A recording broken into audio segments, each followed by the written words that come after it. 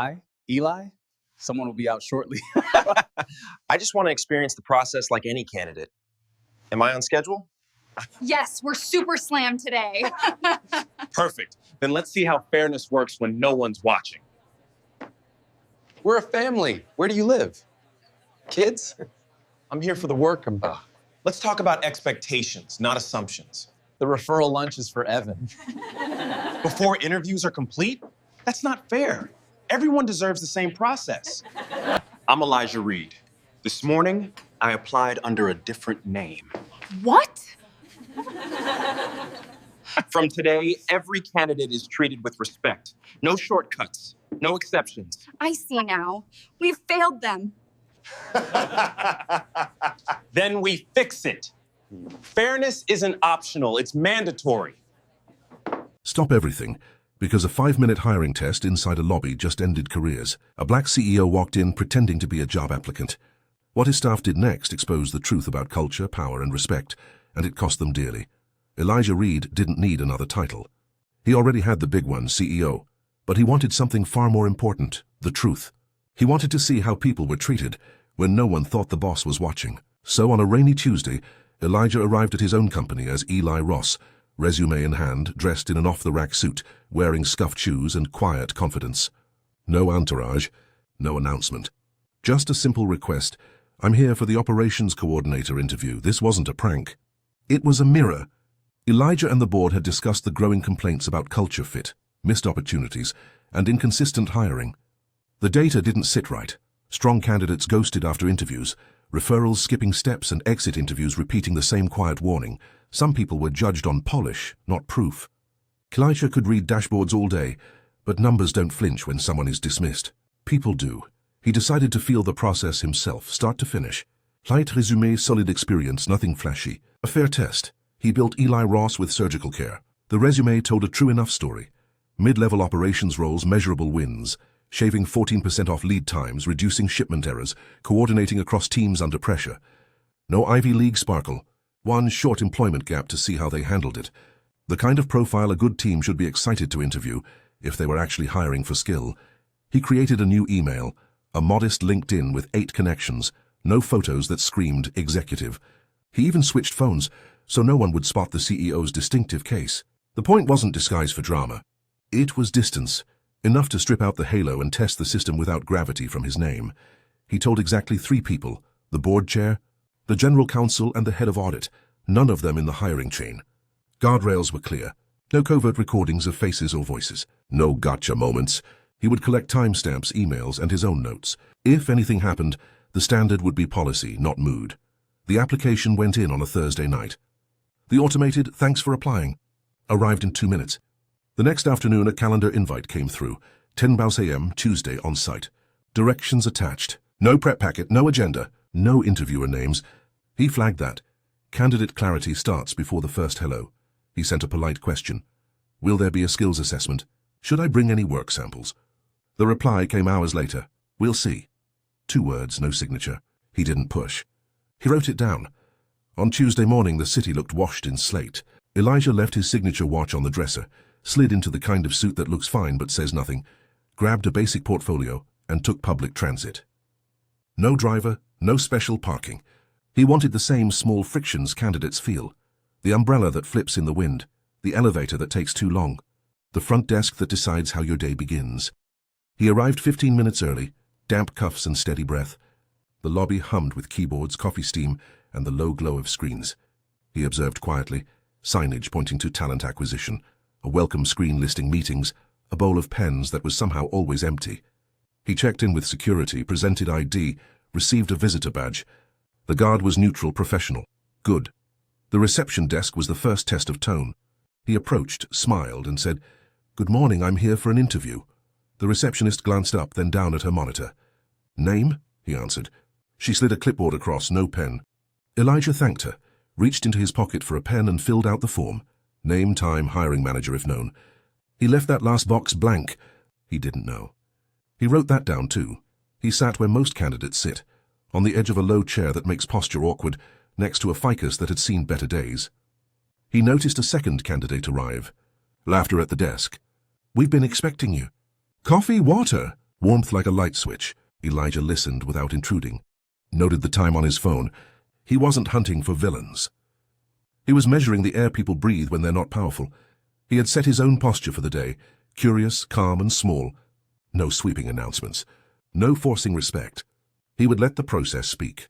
If it was healthy, it would hold. If it was fragile, pressure would show. Right there, before anyone asked a single question about operations. He could already feel the edges of culture, the unspoken rules, the micro moments that shape who stays and who leaves. He thought about the emails in his inbox from the past quarter. A veteran who said he felt invisible in the lobby, a graduate from a state school who never made it past culture fit, a referral who started the same week without ever meeting a hiring panel. He thought about the promise he'd made when the company grew. That opportunity here would be earned, not engineered. Elijah checked the time again. 9 minutes past the hour. He didn't tap his foot. He didn't look impatient. He waited, eyes soft, collecting truth in silence. Whether he was greeted with care or brushed aside, whether his experience was explored or ignored, whether the process was structured or slippery, every detail would matter. Not because he was the CEO in disguise, but because thousands of applicants had walked this path without power. He took one more breath, grounded and ready. Whatever happened next would become the blueprint for what they fixed, or the proof of what they couldn't tolerate. Stay with this, because what unfolded next wasn't just uncomfortable. It was career-ending. The lobby was buzzing, phones ringing, laptops open. The receptionist glanced up, then down again. "Name?" she asked, not looking. Elijah offered a smile and a handshake. She didn't take it. "Fill this out," she said, sliding a clipboard without a pen. A minute later, another candidate walked in. Loud greeting, offered coffee, a quick laugh with the staff. "We'll get you right in," the receptionist promised. Elijah found his own pen, filled in the form, and sat. He noticed the wall behind the desk. Posters about values, respect, ownership, care. A framed photo from the last company retreat. A small placard with a quote, "People first." He filed it away. Words on walls are easy. "What you do at the front desk is the truth. Wi-Fi?" the other candidate asked. "Of course." Reception slid over a card with the guest password. Elijah waited, then stepped up gently. "May I get the Wi-Fi as well?" The receptionist didn't look up. "We usually keep that for scheduled visitors." He glanced at his calendar invite. He was scheduled. He didn't argue. He returned to his chair. 10 minutes passed. A team member walked by with 2 coffees and set one down for the other candidate. "You're Evan, right?" "Tess is excited to meet you." Familiar tone. Preloaded warmth. Elijah watched the small advantages stack up like dominoes. Greeting, drink, access, a name remembered. Nothing illegal. Everything informative. 20 minutes. A security contractor wheeled in a toolbox, nodding to Elijah. "Morning." Elijah returned the nod and smiled. Power recognizes power. It also recognizes decency. The contractor held the elevator for a woman rushing in with a laptop bag. Little acts, big tells. From behind the desk, a whisper, just loud enough to carry, "Let's not waste anyone's time." The receptionist checked a screen and tilted it slightly toward a colleague. "This one hasn't worked at a big brand." The colleague smirked. "We need energy." Elijah breathed steadily. He wasn't there to win a lobby. He was there to see it. He scanned the room the way operators do. Seating placement, sightlines, a small camera over the entry doors, a glass bowl of business cards half empty, a pamphlet stand with "Inclusive hiring our commitment," dated last year. He wasn't hunting for hypocrisy. He was measuring gaps. 30 minutes. The other candidate, Evan, was ushered through with a friendly, "Right this way." The door beeped open. Laughter trailed behind them until the hallway swallowed the sound. Elijah checked the time again, then checked his pulse. Calm, present, documenting. He approached the desk once more, voice low and warm. "Hi, just checking I'm still on for 10. The receptionist blinked, like she'd been pulled from a different tab on her screen. "Eli?" "Right, someone will be out." Her tone carried the weight of a favor rather than a function. A recruiter stepped out at last, phone in hand, eyes scanning the room as if searching for a puzzle piece she'd misplaced. "Eli, sorry, forgot you were there." The word fell like a stamp. Forgot. Elijah gave a small nod, the kind that says both "I heard you" and "I won't make this about me." He stood, smoothed the crease in his inexpensive jacket, and gathered his portfolio. The recruiter pivoted, already walking. "We're just super slammed," she added over her shoulder. "Quick day, lots of candidates." He followed through the badge-controlled door into a short corridor, but the lobby still echoed behind him. Not with noise, with meaning. First impressions don't just start an interview. They frame the story. A candidate who feels unseen will overshare or shut down. A rushed greeting telegraphs priorities. If the first phase treats you like a delay, everything that follows feels like a test you weren't invited to take. On the way down the hall, The recruiter paused to chat with a co-worker. "We're fast-tracking Evan. Referral, you got the scorecard." The co-worker flashed a thumbs up. Tessa said to keep it loose. Elijah stayed a respectful step back, eyes gentle, ears open. Loose is where bias slips in. Back at the lobby desk, another applicant stepped in, nerves visible. "Hi, I'm here for—" The receptionist interrupted. "Sit. We'll call you." Elijah glanced over his shoulder. The newcomer shrank into a chair. Two people. Same intention, two very different welcomes. This is how a culture writes itself in the small print. Inside, the recruiter realized she was walking too fast and slowed a notch. "Do you need water?" she asked, the first note of care all morning. "I'm okay, thank you," Elijah said. He meant it. Thirst wasn't the issue. What cut deepest wasn't rudeness. It was the casual sorting. The bright lane for the familiar, the dim lane for the unknown. The way an empty pen cup becomes a message, if you need something, bring it yourself. The way a whispered joke becomes a filter. People like us move forward first. Elijah didn't scold, didn't correct. He captured. He mentally logged times down to the minute. He noted who offered help and who hoarded it. He noted the poster that said, "We hire for potential," sitting 15 inches from the sign-in sheet that had no pen. Potential needs tools. Respect provides them. He thought of all the resumes that came through this building and how many stories had ended at this desk. Not with a no, but with a feeling. The feeling of being tolerated rather than welcomed, processed rather than respected. Most candidates won't complain. They'll just vanish, and they'll tell 3 friends. The recruiter swiped her badge to open the next door and turned back with a practiced smile. "We'll keep this quick." He returned the smile. "Take the time you need," because he already had what he came for, proof that the front door was off balance, proof that excellence had exceptions, proof that the first mile of their hiring experience was sending signals the company hadn't meant to send. This part matters, because first impressions set the tone for trust. And what happened in the lobby didn't say excellence, it said exceptions. Keep watching. Because the next room lit the fuse. The recruiter, Nate, skimmed Elijah's resume in seconds. "So you've done logistics? With small teams?" he asked, smirking. Elijah nodded, offering specifics. "Efficiency gains, error reductions, cross-team wins."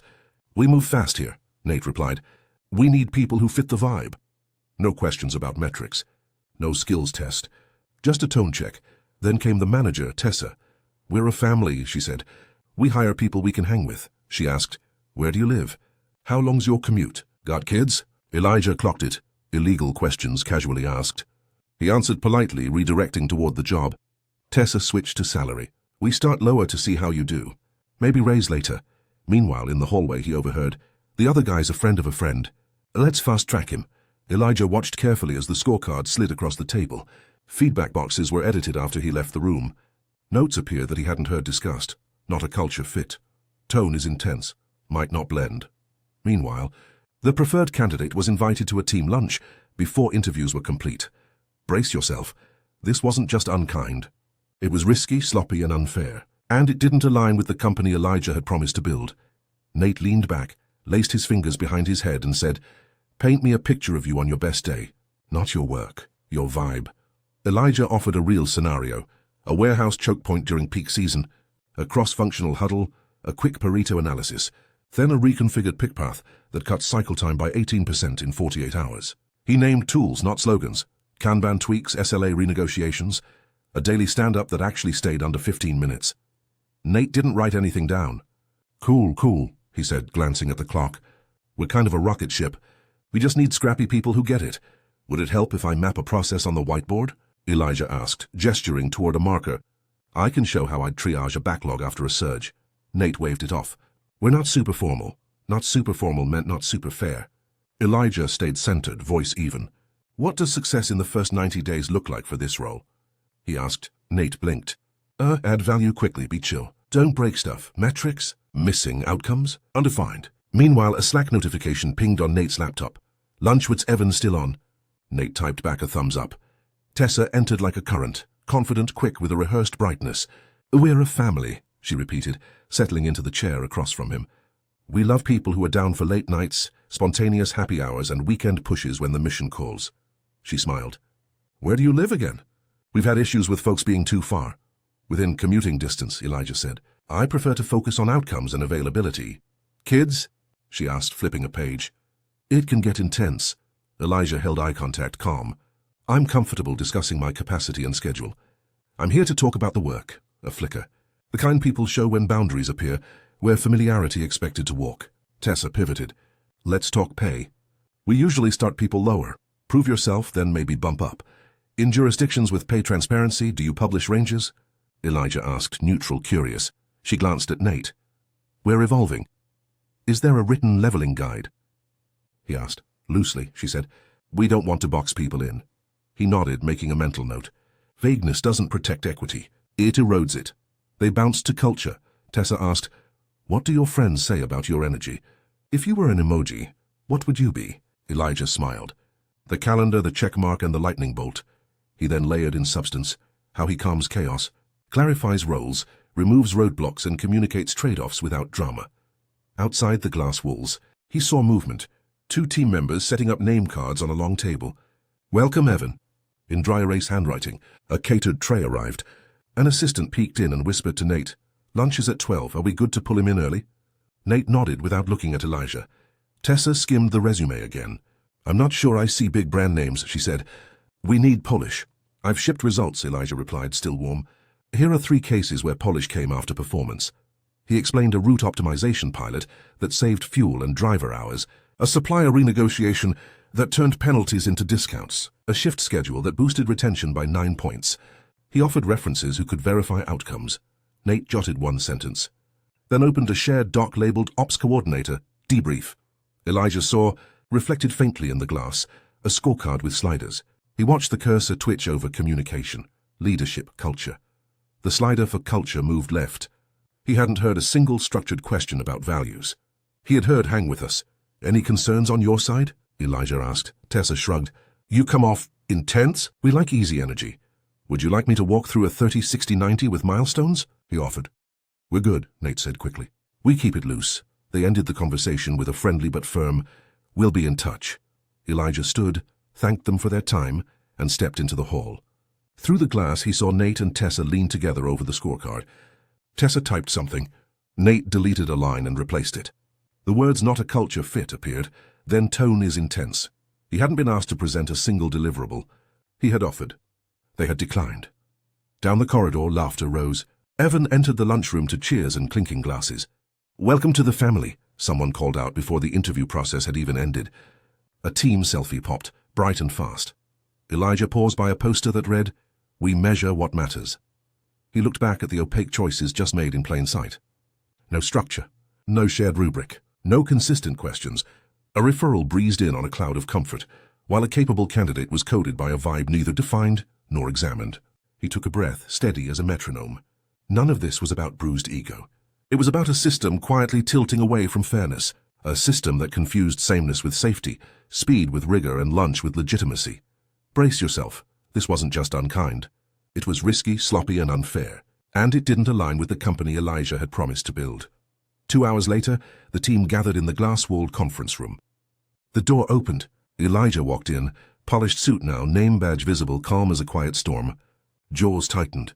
Coffee cups froze mid-air. The value posters on the wall seemed to watch too. Good afternoon, he said. I'm Elijah Reed. This morning I applied for the operations coordinator role under the name Eli Ross. Silence. Then a pin drop hush. Someone closed a laptop like it might soften the sound of their heartbeat. He didn't yell. He didn't posture. He laid out facts. He placed a slim folder on the table and opened it like a mirror. We recorded timestamps, not faces. We collected scorecards, not gossip. We checked compliance with our own policies. He read the sequence, the skipped greetings in the lobby, fast-tracking a referral before evaluation, legal interview questions about family and commute, editing feedback after the candidate left, and signaling an offer at a team lunch while interviews were still in progress. He paused, letting the room breathe. This isn't about me being the CEO. It's about the candidate who doesn't have power. If this is how we treat strangers, we don't have a hiring problem, we have a values problem. Nate shifted in his chair. Tessa stared at the tabletop, jaw set. Someone from HR exhaled like they had been holding it for years. Elijah clicked a remote. On the screen, a simple timeline. 9:57 a.m., candidate arrives. 10:34, referral escorted past lobby. 11:12, illegal question flagged. 11:47, scorecard edited post-interview. 12:03, welcome lunch begins. Each entry cited a policy and the date it was signed. No heat. Just light general counsel spoke softly from the corner. These practices expose us to compliance risk and undermine our written commitments. The words were clinical, But the message was human. This is not who we say we are. Elijah turned to the front desk supervisor. We coach for greeting, access, and dignity. Scripting helps when pressure rises. Eye contact, name, water, Wi-Fi, a pen that actually writes. If someone waits more than 10 minutes past their slot, we escalate.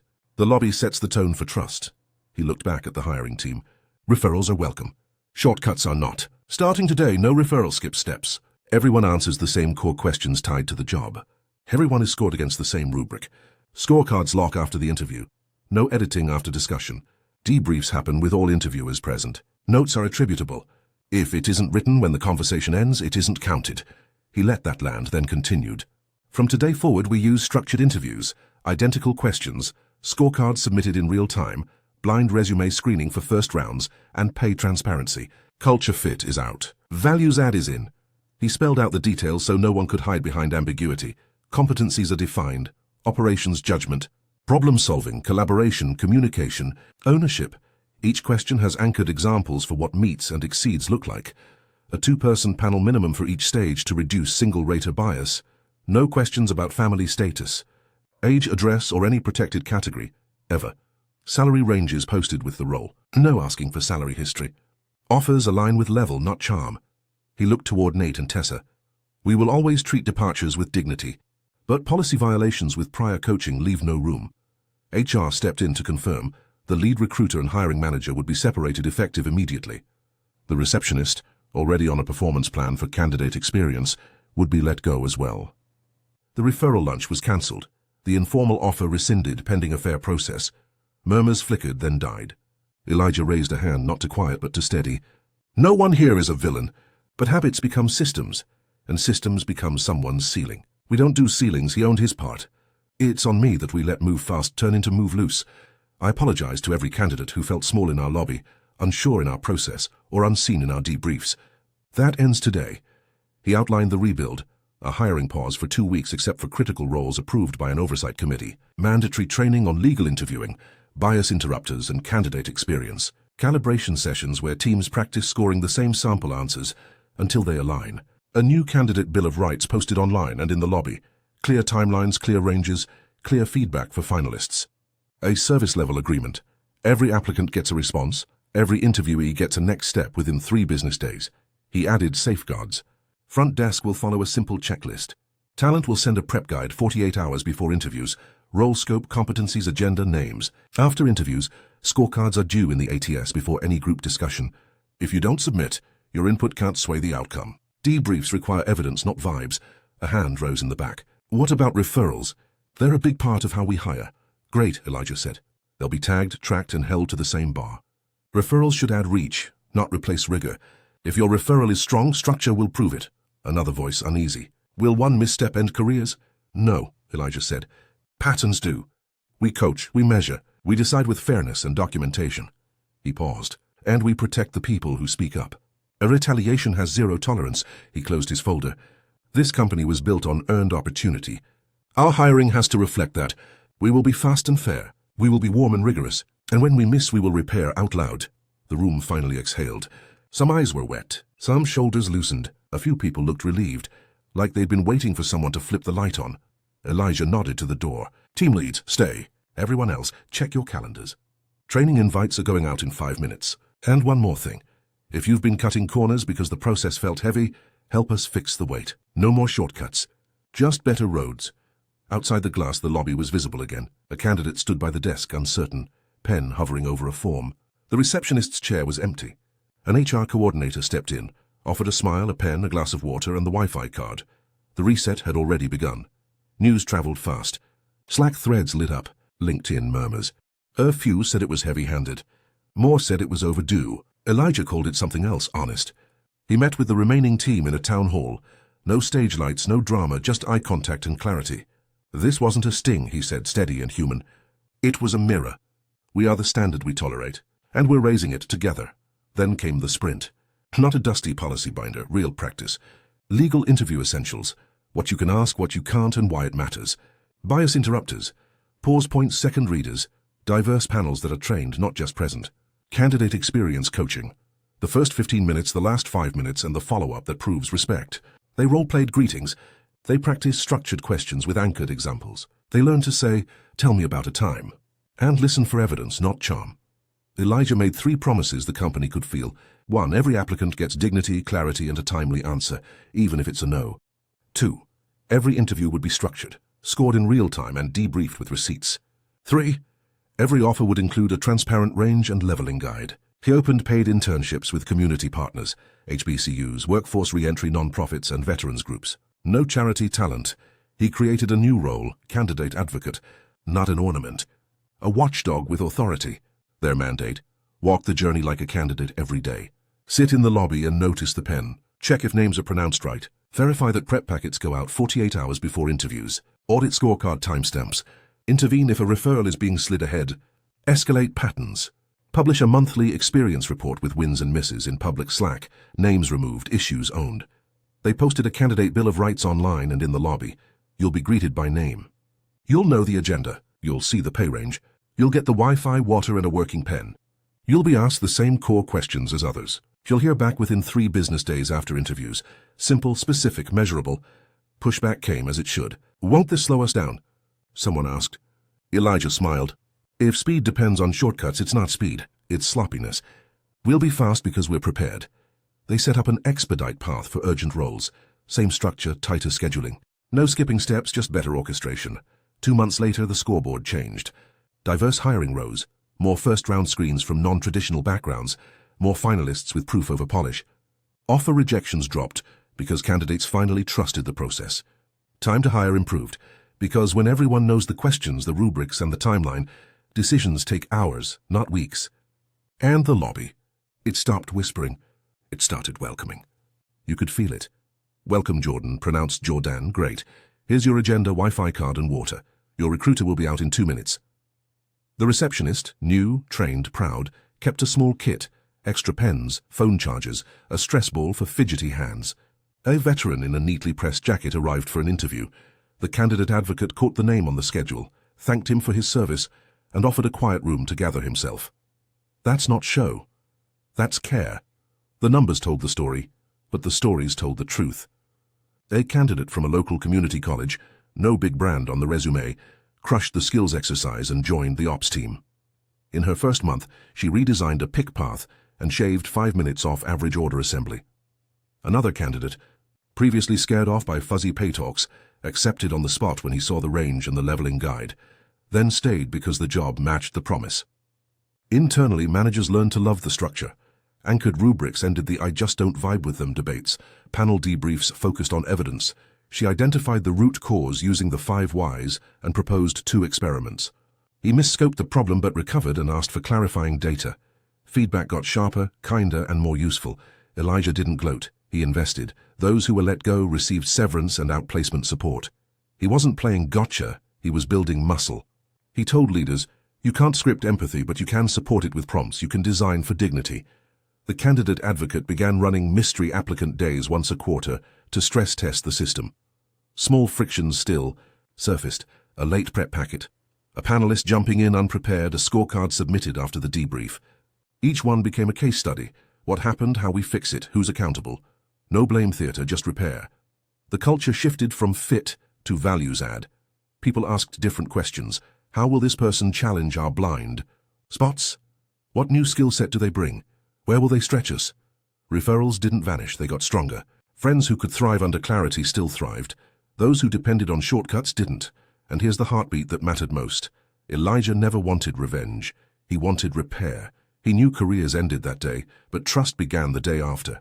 He knew the company's promise is written in the smallest moments, the ones with no audience and no applause. Power, he reminded everyone, is how you treat people who don't have it. And in every room, someone is watching, even if it's your future self, asking if you'd be proud to sign your name to what just happened. Before you scroll, ask yourself, if you were the CEO for one day, what's the single change you'd make to ensure fairness from the lobby to the offer letter? If this story made you think and made your pulse jump, hit like. Share it with someone building a team that truly reflects their values.